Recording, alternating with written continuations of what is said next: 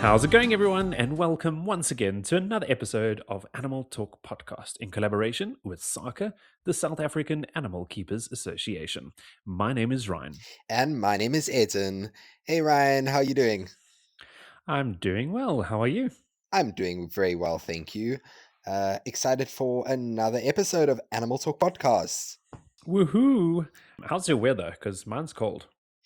I think mine's cold, but probably not as cold as you guys up there. Damn.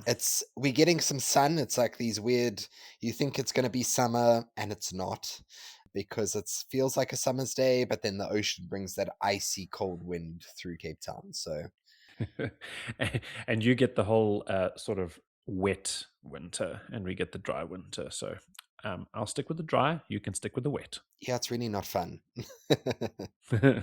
Yeah. But we have a really cool podcast episode because we have a guest. We have a guest. You're not just stuck listening to Ryan and I chat away again. Today, we're very excited to have a guest that's joining us all the way from Dolphin Quest in Bermuda. He is a marine mammal specialist there. Yeah, I don't want to say too much because obviously we're going to chat about it in the podcast, but joining us today is Eduardo Evangelista. Hey, Eduardo. Hey, how's it going? Hey. Happy to be here. Welcome. Woohoo. Thanks for making time to be with us today. Of course, yeah, pleasure was all mine. Yeah, it's been quite challenging trying to set this up. Just to let everybody know, we've had a couple of reschedulings, but we're doing this, so very happy. Sorry, that was me. Yeah, time zone differences. Time differences, some co-hosts feeling not great. Some keeper burnout. Keeper burnout. All of the above. Well, before we get started in the major part of our questions and the podcast, the first question we ask every single one of our guests is, what is your favorite animal? Oh, the question of $1 million. It's a tricky one, but for me, I think that any species of cetaceans, definitely bottlenose dolphins are up there. So I'm gonna stick to the bottlenose dolphins as like a special little place in my heart. So pretty much any species of cetaceans are my favorite, but bottlenose, extra points. That's awesome. We have That's that very problem cool. again, Ayrton, where our listeners are going to be like, what Asians? Oh. Well, pretty much the group of whales and dolphins and porpoises, they call it cetaceans. Yeah, we had the same with one of our other guests, and she also said the same thing, and we were like, somebody's going to be like, what is that? Okay, What is this random group of animals? Yeah. Well, I'll just keep it easy. Just say the bottlenose dolphin. That's very cool. A good choice, good choice. But I do feel, based on what I know about you, that's slightly biased answer. So Yes, absolutely. I mean, I work with them, right? To see them every day is hard not to fall in love with them. So, for our listeners, do you want to maybe just give us a general run through of what your job entails, basically, what you have to do in a normal day, and what that day looks like for you? Yes, so here at Dolphin Quest Bermuda, I work with 10 beautiful common bottlenose dolphins. They range from ages of 5 years old all the way to our eldest, who just turned 52 years of age. Wow. We have Wow. 8 girls and 2 boys. Now, Dolphin Quest, we are an interaction facility where people can get up close and personal with these amazing animals, hopefully creating connection to nature and a passion to learn more about them. And then through these interactions, we are also able to fund vital marine mammal science and conservation efforts. And as all of you from the zoological community knows, a lot of what we learn with dolphins under professional care will be very difficult, if not impossible, to learn just by observing them out there in the wild. So we also get to participate in pretty cool scientific studies on our site. That is cool. I love that. That's very cool. And very well put. Mhm. You're like very precise. Thank you. That looks a lot different to our day. Hey, Ryan. Way different. Yeah, so we do interaction programs, but so pretty much it's more like a swimming interaction. So yeah, people from all different ages, they get to touch them, they get to get in the water with them, or if they're not really looking to get wet, they can just interact with them from a dock area.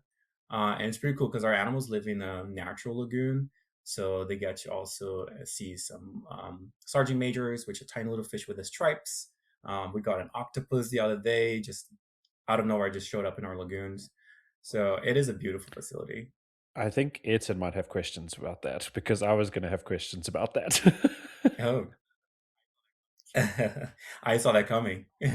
Which part? I've got so many Well, I was thinking questions. about the natural lagoon and how that all works. Mhm. Yeah, so yeah, okay. Do you want to ask a question specifically about the natural lagoon? I think for our listeners, just to set up the image for them, because not everybody's going to know uh, everything that we know. But basically, Dolphin Quest has this beautiful facility where the dolphins essentially get to go out in this beautiful wide open space and literally swim along the staff that work with them. And I think if you do go and visit their social media, you'll see just what an incredible kind of perspective it is, especially on the industry that we know today. And there's a lot of challenges that the industry's facing with public perception, but it's one that you just look at these animals and you think, oh my word, that's just like, it's so beautiful, it's so natural for them that you can't really look at them being in that environment and think that they could be anywhere else. So I think the question would just be, what do you have to take into consideration when having those interactions and then allowing them to go out into the open space, that you're basically allowing them, free range essentially? Yeah, good question. So the way that our facility works, so the habitat is within a fort of the Natural Museum of Bermuda.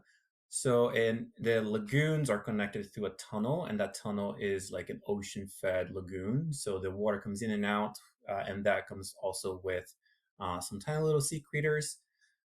We do have a passageway, like a gate, that we can either open or we can close it, and through that gate, that tunnel, we have access to the open ocean. So there's no fencing, there's no barrier. It's literally the open ocean.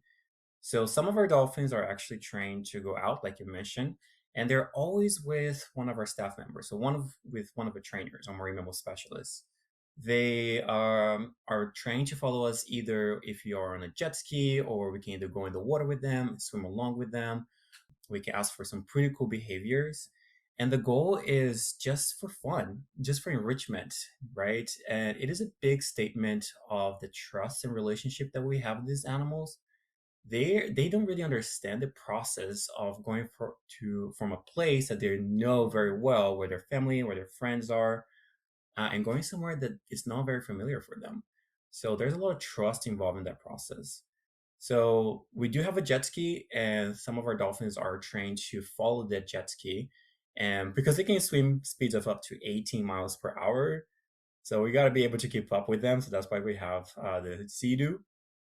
And then we surprisingly, not all of our dolphins are comfortable going out. In fact, only 2 out of our 10 dolphins are fully comfortable and fully trained on going out. Wow, that's amazing. Yeah, so it's a lot easier to get them to swim back home, in fact, than actually going outside. That's amazing. Like, this was the reason why I like honed in on you, because I was like, my brain has only worked with birds and free flight. And I've always said it, that marine mammal trainers or specialists always have it easy because their dolphins or whatever they're training, seals, killer whale, orcas, whatever, the only way they're going to swim off is to the other end of their exhibit. And there's no risk of them swimming away like there is with birds flying away. And I was like, you guys have it easy, but you changed my mind completely. And watching that open ocean with the dolphins and training them and doing behaviors with them. And now you're saying it's easier to get them home because that's where they enjoy being. They want to be back with all their mates. And obviously, it's a very positive area for them. It just blows my mind at the amount of trust, just like you mentioned, that you guys have and they have in that situation. It's funny you say that because we actually had an intern from Denmark, and he was very fascinated by the open ocean training that we do because he's a bird trainer and he had the same mindset. And he was like, "Oh, that's very fascinating." So he did two internship with us. Like we have a level 1 and a level 2 internship, and he was mainly trying to apply what he was learning with the dolphin and the positive reinforcement and apply that into. He works specifically with birds of prey and applied that into his training, which honestly, animal training, they can go hand in hand with multiple species. What you can apply for dolphins, you can also apply for pretty much any other animal, right? It's just you have to always take into consideration the mental and physical abilities of those animals. 100%. Yeah. Yeah, I think it also just like flips the. I think you explaining it the way you did now also just like set off a light bulb in my mind, because even with the experience that I think, and I don't know if Ryan was thinking the same thing, but the image that I had in my mind was these animals would be more comfortable or naturally drawn to the open ocean because, like from a kind of natural history perspective of their species, that's where they come from. So in my mind, it was that it would be harder to get them to come back home. But it was really interesting you explaining, and when you explained it, it made complete sense. That is their home. That's what they comfortable in, and that they have a comfortable space. And it's also really amazing that you explain that actually you find out of your pod that you guys have, there's more of them are actually more comfortable in their home space than they are in the open ocean, which is really interesting. Yeah, we also, speaking of natural history, we also look into the species that we have. Because for the common bottlenose dolphin, you have the coastal ecotype and the offshore ecotype. Okay. So the ones that we have here with us, they are coastal ecotypes, and they typically live in waters that are less than 10 feet deep.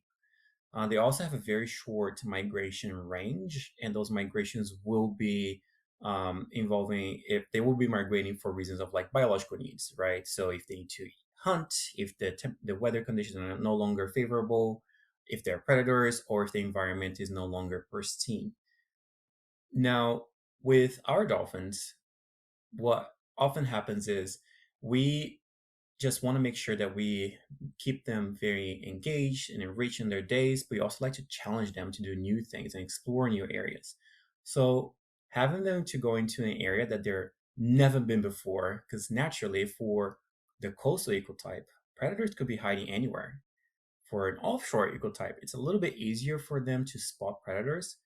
So for them to trust us to ask them to go somewhere where predators could potentially be, even though these dolphins have never seen a shark in their life, or which is one of their natural predators, they know instinctively that there could be something up there. So it's all about them following our lead, and we just follow their lead as well. We like to challenge them and push them to do new things, but we also want to make sure that it's still fun, right? We want to make sure you keep a positive experience for all of them. I think it's also just this. It just speaks to the concept of relationship and relationship building in our industry, and also working with animals, and specifically training and this kind of industry. It just really speaks to the magic that we get to share in the word relationship that we get to build with animals, which I think is just so wonderful and so inspiring. We're very lucky, and you're extremely lucky to get to spend time in that open ocean space, but also build those really strong relationships. It's really cool to listen. Yeah, and like you mentioned, there is obviously people will have questions of, hey, is this enough space for our animals? Like when they come over to see the dolphins, they're like, hey, is this enough space? Which is a valid question. We want to make sure that we are very open to our guests on answering those questions. And we are confident that it is enough space for them, even when they don't have access to the open ocean, just for the fact that when we're asking them to go into the open ocean, they simply say no, and that's okay. So that showed to us it's a big statement that their comfort zone is where all the positive history of their life is, which is right there in their environment, in their lagoons that they were born and raised. Amazing. Yeah, I was thinking, my mind was going exactly there and thinking about the positive experiences they have with you in that space. But then I was also trying to think about all the positive experiences they experience out in the open ocean and the possibility of that sort of counteracting some of the stuff. But it's obviously not as high of a reinforcer being out there, because you just mentioned there could be predators. They're not really used to going out into the wide open ocean. They're more of the coastal side of things. So it makes so much sense now, more because of their natural history, than just thinking about dolphins just swimming off and going at high speeds through the open ocean. Yes, which we're very fortunate here in Bermuda because even if for predators, because we often get our guests asking, hey, what is there any chances that you guys can encounter a shark out there, which is one of the predators, right? And the answer is no, mainly because the sharks here in Bermuda, they are mainly offshore. We often get tiger sharks, but you have to take a boat and go very far off. And same thing for the wild dolphins around the island. We only have offshore bottlenose.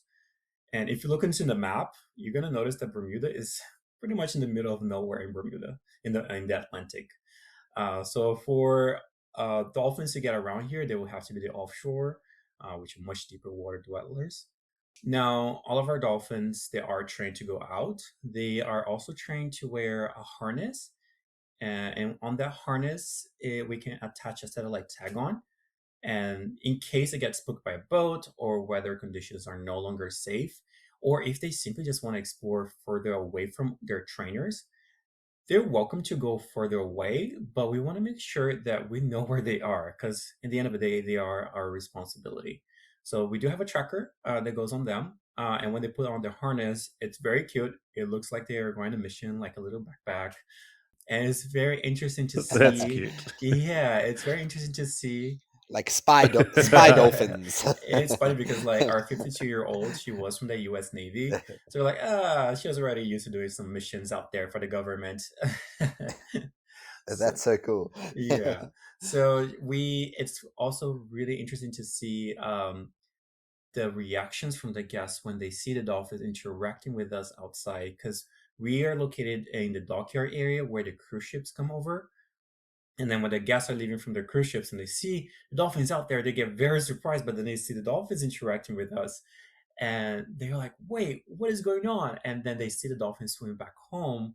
So all those questions spark. And are the opportunities that we get to come talk to them. And these are the opportunities that we get to come educate them, not just about dolphins, but their ocean home in general. That is so cool. That's amazing. I love that the dolphins have a voice as well and the freedom to be able to do what they want out there. And you guys are just kind of keeping your eye on them if they do feel like they want to move around a bit more.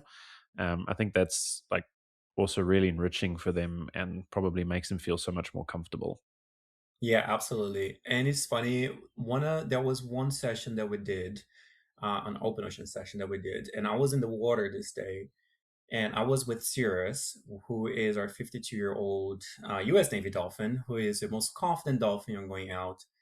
And for the past few sessions, she was doing those loops around in which she would leave me, go look around, go look at what the cruise ships were doing, even though she wouldn't get close to them, but she would get closer. You know what I mean? She would just look at what a fish was doing, even though there is fish in her lagoons, but she was like, oh, this is different.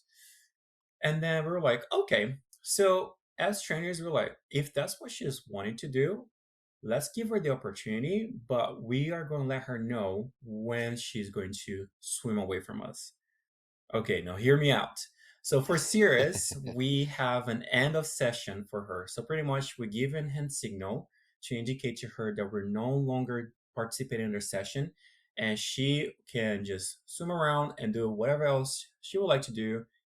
So what happened was we swim outside with her, and then moments before I was like, okay, I feel like she's about to swim away from me. So what I'm gonna do, I'm gonna give her the end of session, and I'm gonna get out of the water. So we do have a dock outside. It's a tiny little piece of dock. So I gave her the end of session and I left the water. Interestingly enough, she stayed nearby. And I think it's so interesting to think that it's almost like, wait, are you serious? Like, you really want me to like just go out and do whatever? And she was just no. She was just like sticking around. She will not swim away from me, and she was there. Like, I think she was just so mind blown that I just gave her like, yeah, you go, girl, do whatever you want to do right now. Just swim away. That she was like, now that you're saying that, I think I'm just gonna stick around. And that was very interesting to see. None of us were really expecting that reaction from her, and we obviously reinforced her for sticking around with us, and then we continued the session like normally, and then we just asked her to swim back home, and then she went back home. Wow. I think that's a huge testament to your guys' training, your bonds that you have with your dolphins, and the trust that you've built with them. Because the fact that she was happy to just be like, now that I have the freedom, actually, I kind of like being around you guys. That's that's a That was really me cool when I got my thing. driver's license. Yeah. Yeah, we have also, so out of a 10, as I mentioned, we have two that are fully trained, who is Sirius and her grandson Cooper, who is 16, one of our male dolphins. Cooper, he's not as confident as Sirius. So he will go out mainly if he's paired with her. If we ask him to go out by himself, he can go, but he's more successful when he's paired with his grandma. Now, Cooper's mom, Caliban, who is 33, she goes towards the end of a tunnel, and at the end of the tunnel we have this it gets like it goes to the light, right? Because the tunnel is dark and at the end is light. Yeah. As soon as she gets closer to the light, she like, no, thank you very much, and then she swims back. So we've been working with her on going outside for, I would say, like at least 8 years, Wow. and we never managed to get her to go outside. Wow. So it's a long process of just us making sure that we see where we kind of have to meet where she's at, right? And she also Yeah. has to meet where we wanted her to go. So it's a long process. We're here for her. We just want to make sure that it's a fun experience for everybody. That's very cool. Yeah, 100%. I think also for our listeners that are intrigued by all of this, I think maybe do you want to just touch on about how you ended up in this role and what inspired you growing up to pursue a career in becoming a marine mammal specialist? Yeah, absolutely. So even when I was very young, I think my parents played for me. Okay, hear me out. So they played for me a tape of the Little Mermaid movie, and then I was just obsessed with everything aquatic life. I say aquatic, so it also involves the freshwater animals, right? So everything aquatic. So I became obsessed, and I made my life mission to work with these animals, whether it was fish or marine mammals or invertebrates. So as I was growing up, a lot of people would tell me, "Oh, you have to become a marine biologist." So okay, I guess that's my only option, a marine biologist. And then I went through a phase in which I really wanted to work with sharks. I am still obsessed with sharks. In fact, I did a trip all the way to Cape Town to see great white sharks. Is it? I apologize if I'm not pronouncing it properly, but is it Hansby? Hansby, yeah. Yeah. The city? Yeah. Hansby. Yeah, there you go. And You got that Hansby. I did right. go to Well the. done. and did you see any great whites when you were there? Oh, I saw it twice because I was Oh trying wow. to make Okay, sure. cool. Well, I was making sure I was going to see one, so I booked two trips. And I did get Okay. to see them. I got very seasick and it was very cold because I went in the middle of winter. Anyways, it was totally worth it. So yeah, I thought I wanted to work with sharks. That was my mission. And then I did a trip to the United States, and we went to Orlando. And what do we have in Orlando? SeaWorld. And I got to watch one of the shows, and that was for me an aha moment. I was like, that's exactly what I want to do. And I think I was 7 years old. Wow. So after the show, I didn't speak a lot of English back then. Me with my like little dictionary, and like I was like, hi, how do you do what you do? And then he explained to me, and then I remembered that I understood absolutely nothing, but it was fun. Obviously, as I was growing up and my English got better, I did some more research, and I went back there a few years later, and then I had like a proper conversation. And but something that came up was I couldn't apply to most facilities that had marine mammals. Now, the reason for that is because we don't really have a facility with marine mammals in Brazil, where I'm from. So then I was like, okay, now I really have to start looking to going abroad. Then one of the facilities that came up that could have me as an intern was Dolphin Quest. So we do have an internship program. Back then was 4 months.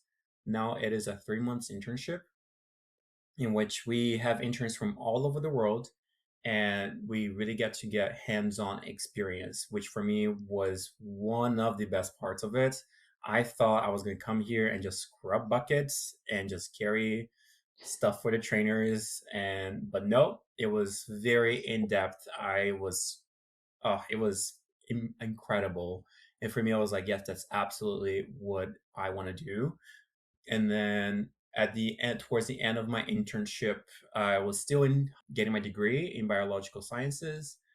I got in contact with one of the previous interns, and she was just recently hired at the Atlantis in Dubai.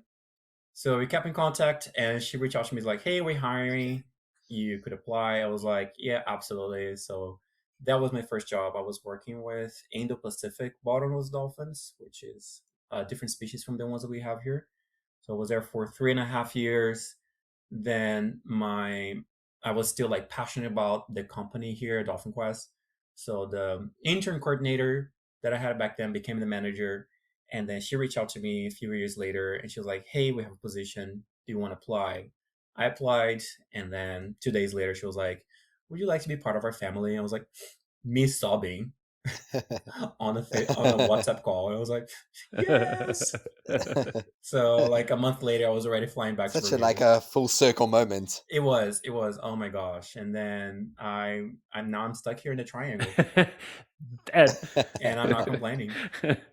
and that brings me to my question. Thanks for mentioning the triangle. Because I know You are there is a welcome. burning question in everybody's mind when they hear Bermuda, Yeah. and that is, what about the triangle?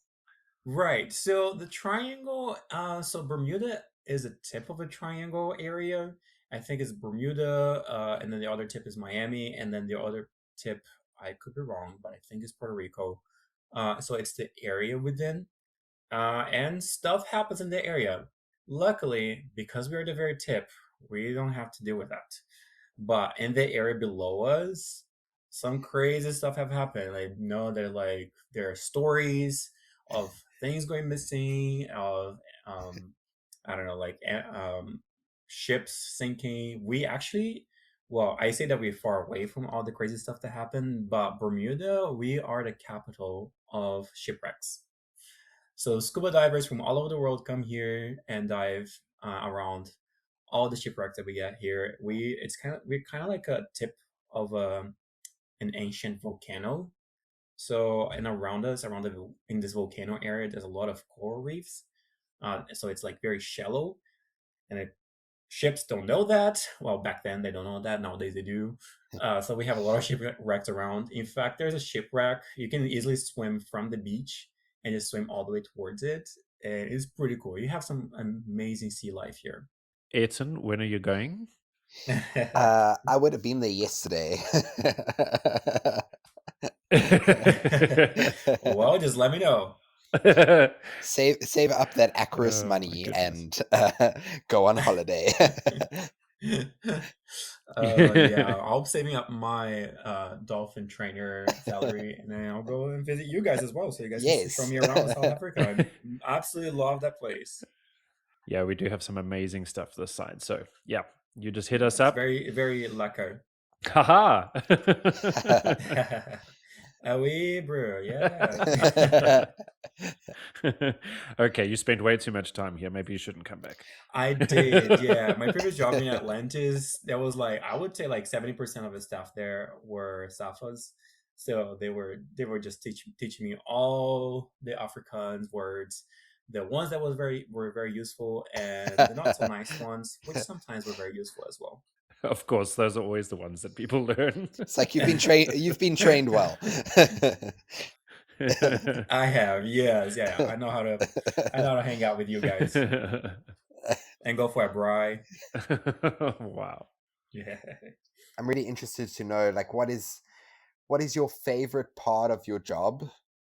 Like, one thing that, and I probably already know the answer, but one thing that you look forward to every single day, and it's the one thing that like motivates you to keep going in the industry and in your role. And yeah, what's that one thing that really drives you? That is also a really good question because there's so many things that drive me into doing what I do. Obviously the animals.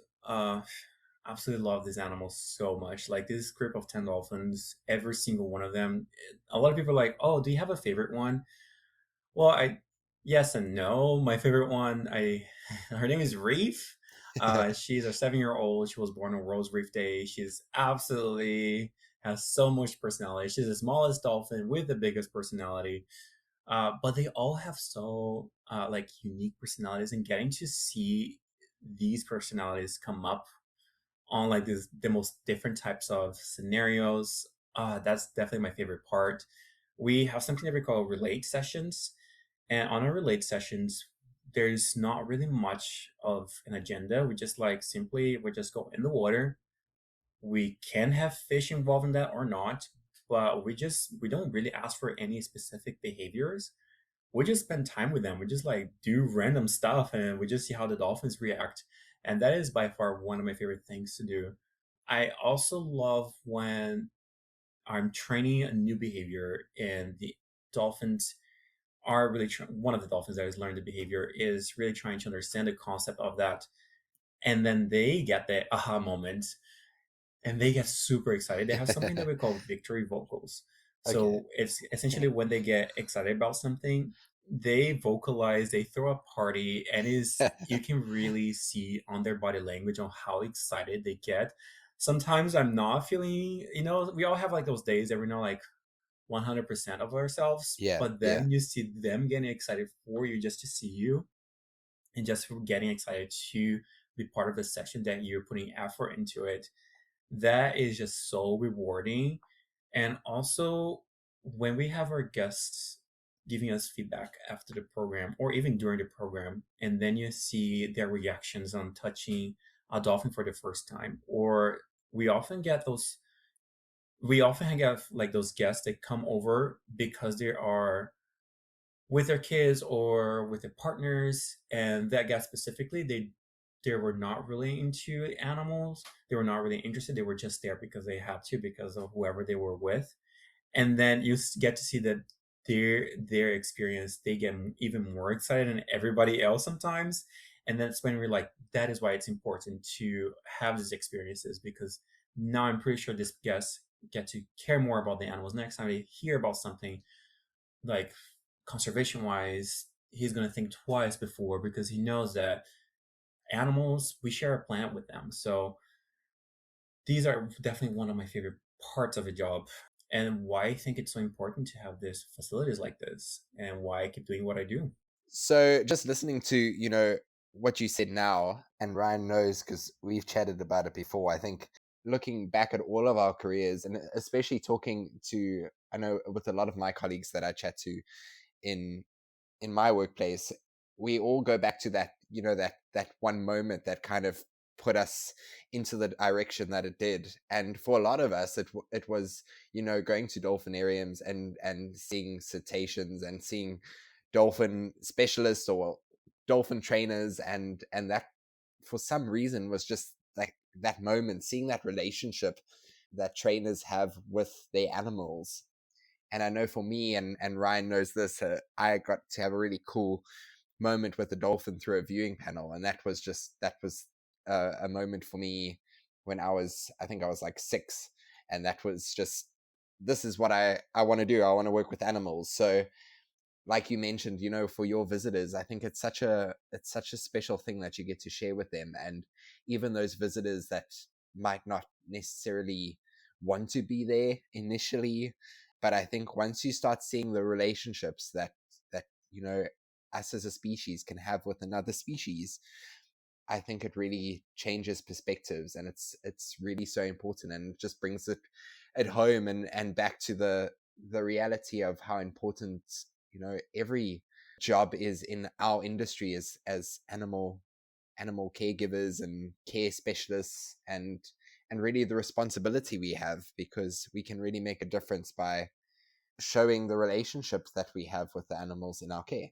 I think also, just for our listeners that are tuned into this episode and they want to know more about getting involved in the industry, do you want to just tell us, from your experiences and specifically with Dolphin Quest, what are the opportunities out there for students and even people that are thinking, oh, I need to change my career and this sounds like everything I've ever wanted to do?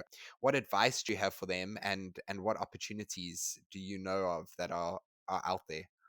Yeah, absolutely. That's a great question, because I was asking those questions when I wanted to get into the field, and there aren't that many handbooks to be like, hey, this is exactly what you have to do. So here, like I mentioned, we do have a very international team. We do have an internship, in which is a 3 months internship, and you get to learn all things animal training, animal care, guest management, and operations in general. And we get people from all over. We have interns from Italy. We have interns from Canada, obviously the US, because they're so close to us as well. And that is just to get your foot in the door, because you can't really just go to, there aren't that many universities or schools that teach you exactly how to become a dolphin trainer or a marine mammal trainer. So getting involved. Another suggestion I might have is you can always volunteer on your local zoo and aquarium. Just get experience and then make connections. So if somebody is interested in participating in one of our internships, we do have season for all the seasons of the year. You can always apply on our website, dolphinquest.com. And if people are interested on the scientific studies that we have all of them available also on our website. That's amazing. I think, you also just hit the nail on the head, because it is really confusing for people that, especially like, when you leave school and you faced with the options of, university and all the things that they are to study, and there's so many different pathways, but there's really kind of no handbook, as you said, as like, how do you get involved in particular with, training dolphins and that industry. So yeah, I think that's amazing. We are going to attach some information in the description, in the bio of this episode as well. So you can go check out the information there that we've attached, and yeah, go have a look at the resources. Yeah, and it's been really great having Eduardo with us, because we've been really excited to chat to you, and we have made a Yeah. It's been decision amazing. that we are going to be doing a part 2. So this is the end of part 1. So we are going to say goodbye, but it's to be continued. So if you are interested in getting in touch, I'm so with us- excited. Exactly. I think we're all excited. If you are interested in getting in touch with us, you can get hold of us on our email address, which is animal.talk201@gmail.com. And then we also have our social media platforms. Yeah, you can reach out to us at our handle is Animal Talk Podcast _ZA. We pretty much everywhere. We're on YouTube, we're on LinkedIn, we're on Instagram and Facebook. So go visit our various social media pages, reach out to us. Don't forget to subscribe and like our channel on YouTube as well. And go and like and share our various pages on social media to help us really just boost our episodes and get the podcast out there. Yeah, and if you would like to know any information about SACA, the South African Animal Keepers Association, there is a link at the bottom of the description of this podcast as well for more information. And again, a very big thank you to eRadio for allowing us to be on the radio at 10 a.m. on a Saturday morning. But Eduardo, it was great having you with us. Thank you so much for joining us. And we're looking forward to the second part of our podcast coming up the following week. And from myself, animals are our passion. Thanks, everybody, for tuning in. And remember that our quality of care is their quality of life. Bye, everybody. Bye-bye. Bye-bye, everybody. Thank you so much.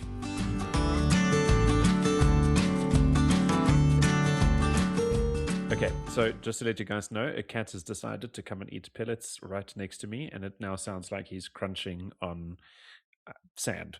So if I stop talking, it's because I've got a cruncher. So Ayrton, it's all you for now. You crunching on sand. Sure. The cat. I'm trying to think of our next avenue.